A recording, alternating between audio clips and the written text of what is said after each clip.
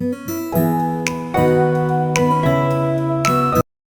everyone, welcome to Lilybugs Library. My name's Linda, and we're going to have a twofer today. That means two for the price of one. So I'm going to do a book haul that I just got, and then we're going to talk about the books that I've recently been reading, which of course is none of the books that I just bought, but that's okay. So I went to the Women in Music sale and the Women in Music book sale. So the money goes towards women in music, I guess. Anyway, always enjoy it. Went with my friend Christy, and we even went out for a coffee and a bit of breakfast afterwards. So it was very nice. So let me take a look at what we got. So the first one I got is called Cat Spitting Mad. And it says, while Joe Gray has played tricks on Max Harper, Melina Point's head lawman, he's never had anything but respect for the dedicated sheriff. Now Harper's in trouble, suspected of murdering two friends, and the only witness, a young girl named Dylan, has disappeared. So then it goes on from there. So sounds like it'd be really good. And then I got a couple that they're really old. Hello, Dudley. How are you? They're really old, and they are Canadian authors, but kind of like they're classics. So I thought I would get them and try them. When I do the classics, these will be a couple that I can pick from. So one is called As for Me and My House, and it's by Sinclair Ross. And I'll be honest, I haven't looked to see what they're about or anything. So this one says, it's an immense night out there, wheeling and windy. The lights on the street and in the houses are helpless against black wetness. Little no, that's not illuminating. It looks like unilluminating. Anyway, little glints that might be painted on it. The town seems huddled together, covering a high, tiny perch, afraid to move lest it topple into the wind. Says the town is horizon, the setting of Sinclair Ross's brilliant classic study of life in the Depression era. Hailed by critics as one of Canada's great novels, As for Me and My House takes the form of a journal. And then it goes on from there. I hope it's very tiny print. Very, very tiny. So I'm hoping I don't need a magnifying glass to read it, but we'll see. And then the next one is by W.O. Mitchell, who is another classic Canadian author. And this one's called How I Spent My Summer Holidays.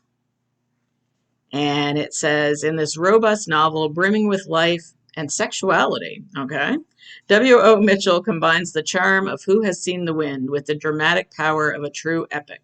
This is the story of 12-year-old Hugh, a long summer in a small prairie town, and the dark unfolding secrets of puberty. Okay, well, we'll see what that one's like. And then the next one I got was another cozy, and this one is called Much Ado About Muffin, which I thought was a really cute title. And it says, opera singer Roma Toscano may have a crippling case of stage fright, but she is certainly stirring up drama in Autumn Vale, New York, as she prepares for an upcoming performance at Merry Winter Castle. With her flamboyant style and flirtatious personality, Roma attracts fans as well as critics, including the town's postmistress and Mary's bitter foe, Minnie Urquhart. But Roma and Minnie's heated rivalry goes cold after Mary discovers Minnie dead at the post office. That sounds good. So yeah, it's wonderful to get some of these books. Like this is brand new. I don't even think the spine's been cracked on it. So the next one is two books in one, and this is, let's see, what are they both called? I guess the whole thing is called Cowboy Ever After. And one book is, here on the back it says what they're actually called. One is by Linda Lale Miller, and it's called Big Sky Mountain. And the other one is Bad News Cowboy by Maisie Yates. So that one looks really good and thick. It's might have to save. I wonder if that counts for Big Book Summer because it is all together in one book. Does that count? It has 729 pages if you count the two of them. So the first one says, with his rugged good looks, wealth, and family name, Hellraiser Hutch Carmody is the golden boy of Parable, Montana, but he knows there are some things money can't buy, like Kendra Shepherd's heart. Can a rough and tumble cowboy and a ladylike divorcee find lasting love? Wilder dreams have come true under the vast Montana sky. So that one sounds great. And then the next one says, if Kate Garrett could choose her dream man, he wouldn't be her older brother's best friend, Jack Monahan, I think. Sexy and shameless, Jack is the kind of trouble you don't tangle with unless you want your heart broken. But when Kate lassos him into giving her some flirting tips, the two of them get caught up in the kind of trouble he's spent his life avoiding. Can Kate convince Jack that love is the best risk of all? So those sound really good. The next one I've been meaning to read for quite some time, so I was glad to get my hands on a copy of it. And this one is autobiography, and it's by Jan Arden, and it's called If I Knew Then, Finding Wisdom in Failure and Power in Aging. So that looks good, and I love the picture of her on the back. So we'll see what she has to say. And then the next one, I haven't heard of this author, but his name is Sebastian Barry, and it's called Old God's Time. And it's a fantasy. And let's see, it says, from the two-time Booker Prize finalist, a dazzling, boy, I can't talk today, a dazzlingly written novel exploring love, memory, grief, and long-buried secrets. Recently retired policeman Tom Kettle is settling into the quiet of his new home, a lean-to annexed to a Victorian castle overlooking the Irish Sea. For months, he has barely seen a soul, catching only glimpses of his eccentric landlord and a nervous young mother who has moved in next door. Occasionally, fond memories return of his family, his beloved wife June, and their two children, Winnie and Joe. But when two former colleagues turn up at his door with questions about a decades-old case, one that Tom never quite came to terms with, he finds himself pulled into the darkest currents of his past. So that sounds really interesting. Sounds like he, I guess, used to be a policeman, and so it's got a cold case going on. So I kind of like those ones with the cold cases. They can really be interesting sometimes. And someone was telling me, a friend of mine was telling me about, I think it's a movie that's on maybe Netflix, I don't know. But it had to do with this man who is struggling with Alzheimer's, but used to be a policeman or is a policeman, and he's trying to solve these cases while dealing with that. And I thought, oh, that sounds really good. Can't remember the name of it, but you know, if you type in something, it has. I do know it has Russell Crowe. Russell Crowe. Yeah, I'm pretty sure that's his name. So if you type that in, you'll probably find it. Okay, so this one is called The Curious Charms of Arthur Pepper. And I really like the cover. I think it's really cute. And it says, 69-year-old Arthur Pepper lives a simple life. He gets out of bed at precisely 7:30 a.m., just as he did when his wife Miriam was alive. He dresses in the same gray slacks and mustard sweater vest, waters his fern, Frederica, and heads out to his garden. But on the 1-year anniversary of Miriam's death, something changes. Sorting through Miriam's possessions, Arthur finds an exquisite gold charm bracelet he's never seen before. What follows is a surprising and unforgettable odyssey that takes Arthur from London to Paris and as far as India in an epic quest to find out the truth about his wife's secret life before they met. A journey that leads him to find hope, healing, and self-discovery in the most unexpected places. So that one sounds very sweet. Yeah, I think that one will be good. And, you know, can't help but love the cover of this one. This one's called Felix. You know, me and the cats. So this one says, Felix has been at the heart of the community since she arrived in Huddersfield Station when she was just a little ball of fluff. 6 years later, and now the senior pest controller, she is an integral member of the team, and when romance blossoms, danger strikes, and a tragedy befalls the station, she's there for her friends through all the highs and lows. But life has become somewhat hectic since Felix's rise to fame, and the station is visited every day by adoring fans clamoring for a glimpse of the diva herself. With selfies and cuddles now high on her to-do list, Felix is more in demand than ever, and the team eventually realizes that maybe there's only so much fame one cat can handle. It seems the sensible thing to do is hire an apprentice to help soldier the burden. Enter Bolt. But will the two of them get on? And will the diva of Huddersfield Station make room for the new kitten on the block? So I think that one sounds very funny, very cute. And I had read Miss Benson's Beetle, and I know there's the one, The Unlikely Pilgrimage of Harold Fry, and I think there's a few that kind of go together. So this is one of those. This one's called The Love Song of Miss Queenie Hennessy. So I'm going to try this one. Now, I don't know which comes first, which comes second, but we'll see how it goes. It says, when Queenie Hennessy discovers that Harold Fry is walking the length of England to save her, and all she has to do is wait, she's shocked. Her note had explained she was dying. How can she wait? A new volunteer at the hospice suggests Queenie should write again, only this time she must tell Harold everything. In confessing to secrets she has hidden for 20 years, she will find atonement for the past. As the volunteer points out, even though you've done your traveling, you're starting a new journey too.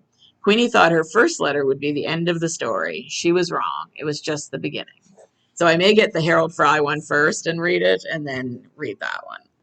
And then I don't know where in the whole string of Louise Penny books this one goes, but this one is called A Great Reckoning. And it was the only Louise Penny I found there, which makes me think a lot of people are starting to collect hers and not put them back into circulation. So this one says, when an intricate old map is found stuffed into the walls of the bistro in Three Pines, it at first seems no more than a curiosity, but the closer the villagers look, the stranger it becomes. Given to Armand Gamache as a gift the first day of his new job, the map eventually leads him to shattering secrets, to an old friend and older adversary. It leads the former chief of homicide for the Surete de Quebec to places even he is afraid to go, but must. That sounds excellent too. All her books are excellent, I have to say. So that is what I got from the book sale. So it was quite a pile. Now we'll talk about the books that I have recently been reading. So I'm just going to pull up my stuff here. So one I read was called Fire in the Stars, and it was an Amanda Doucette mystery. And I don't think I've read any Amanda Doucette mysteries. This was the first one.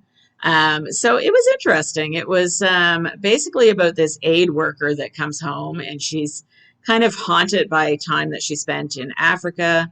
And one of the people that she was there with, he's struggling and having a really hard time. And they decide they're going to get together and kind of, hash it out and try to feel better. And the guy's wife is not crazy about it because, who wants their husband to go off with some woman for a couple of days camping and talking about old times, right? And so she ends up, the person that, the aid worker, she ends up going to the guy's house and he's already gone. And so she's trying to figure out, how they got their wires crossed and things. And she starts trying to hunt him down. And the more that she does, the more she realizes something is wrong. And really enjoyed it. Like I hadn't read anything about it. It was kind of just a quick pick. And I didn't realize that the majority of it takes place in Newfoundland, which I thought was interesting. And I thought they did a really good job of it. So I really like that one. I would give it, I don't know, I'd probably give it about 3.5, rounded up to 4. So enjoyed it, but will it stick with me? Yeah, probably not. The next one that I read was better than I expected. I'll be quite honest. Sometimes the names you think, is it going to be good? Is it not going to be good? But this one has been really good. This one's called The Supermodel's Best Friend by Gretchen Galway. And this one is about Lucy, who is going to be maid of honor at her best friend's wedding. And her best friend is a supermodel. and she's marrying like a, I don't know, millionaire or billionaire or something. And so Lucy is not anything like that. She just leads your normal life. And when she gets there, she's kind of looking for someone to marry. She doesn't really want like a hookup, but she really wants to be married. She really wants to settle down, and she's thinking maybe she'll find someone at this wedding. And so she finds Miles, who is 6'5", and he is not what she thinks she wants. And they kind of clash a few times, but in most romances, that's usually a sign things will all work out. So anyway, I did really enjoy that one. That one I would give 4 stars. And let's see, the next one was Danger on the Ranch, and that one was the first in the Rough Water Ranch Cowboys, #1. Yes, I managed to. I didn't think I could say that, but it came out okay, so we're good. And this one is a Christian suspense, and yeah, it's love-inspired suspense, so it's one of the Harlequin ones. And this one is about a U.S. Marshal named Mitch Whitehorse, and his former sister-in-law ends up needing protection. Her name is Jane. And so she's kept her child a secret. And this is, Mitch thinks that she was involved with his brother and his nefarious things that he's done. His brother has been put in jail. He was found out to be a serial killer, and he thinks Jane was involved in all of that. She was not. And she's trying to convince him of that because his brother has managed to get out of jail and is coming for them. And his brother does not know that he has a son, and she's trying to protect her son. So it was very good. It was very suspenseful, really edge of your seat at times, and really enjoyed that one. So I'd give that one a 4 out of 5 as well. And I should have got water before I sat down today because I can feel my throat. And then Happiness Falls. Yeah, I don't think we've discussed that one yet either. That is, I read it for book club, and which we have tomorrow, and it was good. It wasn't as good as I had hoped. It's about this man who ends up, he's a Korean American man, and he goes out with his son to the park, and his son is nonverbal, and the son comes home and he's bloodied and disheveled, and the husband is nowhere to be seen. And at first they kind of justify it all, like, oh, maybe he went back for his phone, or maybe he did whatever, right? But it's not like him to let this boy go off by himself, and it's not like any of this to happen. So they start to realize that, something has gone wrong. And so that part of the story itself is really interesting. But there's parts of it that almost read like nonfiction. He's doing research on this thing he calls the happiness quotient. And I found that was kind of just a little much, like more than what I felt needed to be there. But the main part of the story I thought was really good. So I'd give that one a 3 out of 5. All right, so the next one. The next one is called Wind Calls the Heart, and this is the first of the Canadian West series. And this one is written by Jeanette Oak, and it is Christian fiction. Excuse me. And these are like historical romance, and I don't know, they've been around. Yeah, look, I just saw the publishing date. They've been around since 1983. So these are pretty old, but, and I have read them all before, but I know the TV show is on, and I decided I would reread one of the books. And it was good. It stands up to the test of time. I was still quite happy with it. So I would give that one a 4 out of 5 as well. Really, I mean, I don't know. I've been reading some good stuff, I guess.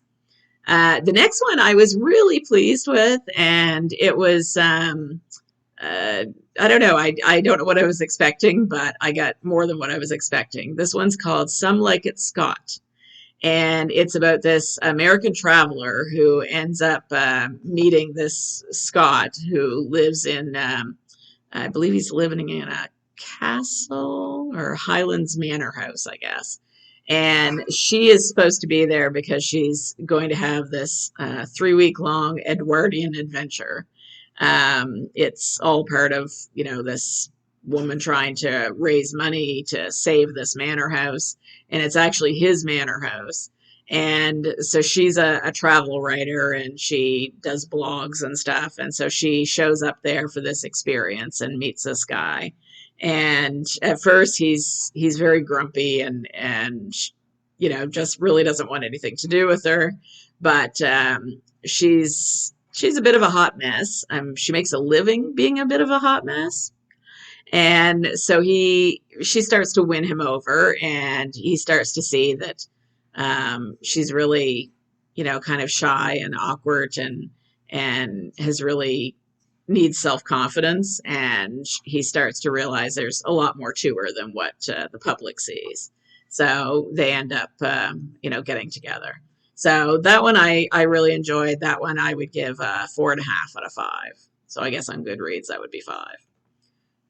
The next one was Across Barren Plains, and this one was historical fiction as well. And this one was good too. I don't know, I guess I'm in my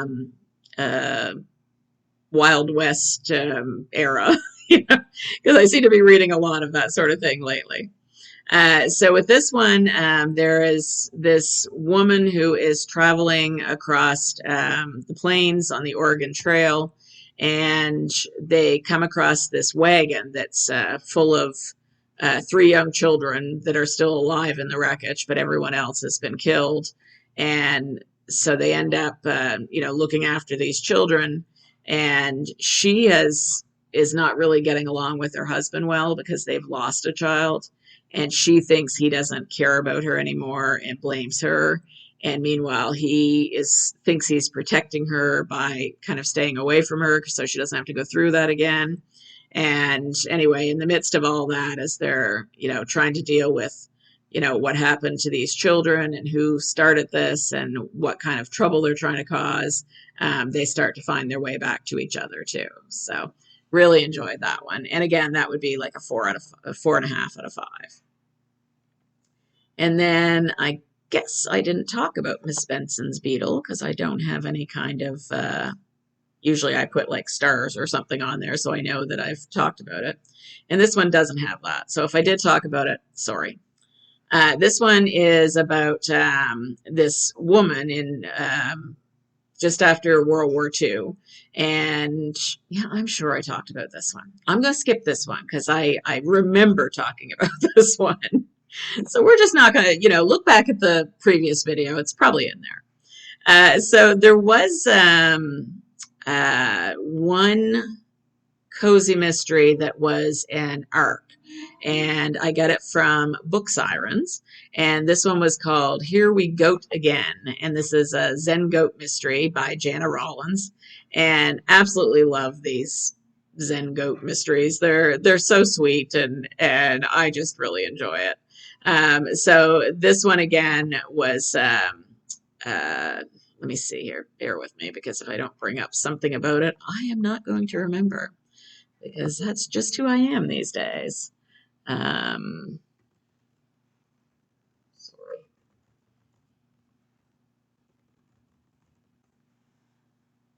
So it was about this woman who ends up going, stays at the inn, and then her boss ends up staying at, instead of staying at the farm, she ends up staying in town. And the woman who's, one of her assistants is not really happy about it. She really wants them to stay together. But anyway, they didn't. And so the woman that's staying at the inn is a photographer. And she's holding a photography contest. And so all these people sign up for it.